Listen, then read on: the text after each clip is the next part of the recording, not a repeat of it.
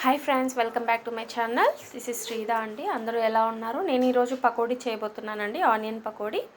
So ఇందులో వచ్చేసి మనము శనగపిండి, onion, red chillies pakodi red chillies, onion, కరివేపాకు, తగినంత సాల్ట్ వేసానండి. మనకి చిల్లీస్ వచ్చేసి నేను 8 చిల్లీస్ తీసుకున్నాను. ఆనియన్ 4 ఆనియన్ అండి, పెద్ద సైజ్ ఆనియన్ 4 ఆనియన్స్ తీసుకున్నాను. 2.5 కప్స్ ఆఫ్ శనగపిండి తీసుకున్నానండి.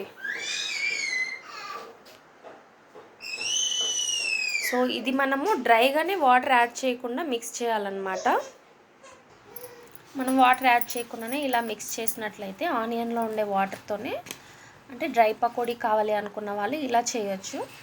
లేదు కొంచెం సాఫ్ట్గానే కావాలి పకోడీ అనేవాళ్ళు కొంచెం వాటర్ యాడ్ చేసుకోవచ్చండి.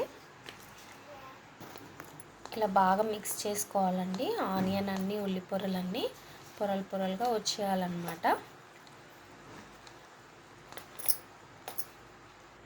ఇందులో కొంచెం వాటర్ యాడ్ చేస్తున్నానండి. ఇందులో మనం కొంచెం సోడా పొడి వేసుకుంటే బాగుంటుందండి, పొంగుతాయి అన్నమాట పకోడీస్ మనకి. సో కారం కోసం నేను కారం పొడి యాడ్ చేయలేదు, చిల్లీస్ వేసాను కాబట్టి చిల్లీస్ సరిపోతుంది. లేదు కారం పొడి ఇష్టం ఉన్న వాళ్ళు కారం పొడి వేసుకోవచ్చు అన్నమాట. ఓకే, కొంచెం సోడా పొడి వేసుకుంటే ఇవి పకోడీలు అనేది పొంగుతాయండి. తగినంత సోడా పొడి వేసానండి. సో దీన్ని మనం బాగా మిక్స్ చేసుకోవాలన్నమాట. మిక్స్ చేసి మనం ఒక 5 మినిట్స్ పక్కన పెట్టేసేయాలి, నానిపోతుంది. సో ఇది నేను బాగా కలిపేసానండి. ఇంకా మనం స్టవ్ మీద ఆయిల్ పెట్టుకుందాం. సో కడాయి పెట్టేసుకున్నామండి, ఆయిల్ యాడ్ చేసుకుందాం. మనం అందులో డీప్ ఫ్రై కాబట్టి కొంచెం ఆయిల్ ఎక్కువ ఉండాలండి.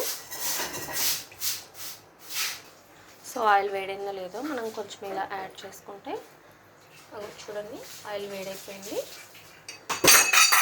ఇలా మనము చిన్నగా పకోడీ వేసేసుకోవాలండి.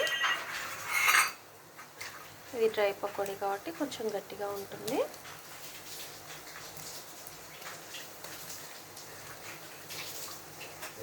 సో ఇలా వేసాక మనము మొత్తం ఇలా కొంచెం కలపాలండి. సో ఫైనలీ పకోడీ రెడీ అయిపోయిందండి. మీకు కూడా నచ్చినట్లయితే ట్రై చేయండి, ఓకేనా? వర్షాకాలం కదా, సాయంత్రం పూట అలా వర్షం పడేటప్పుడు బజ్జీలు కానీ పకోడీ కానీ తింటే చాలా బాగుంటుంది. మీరు కూడా ట్రై చేయండి, ఓకేనా? Bye friends.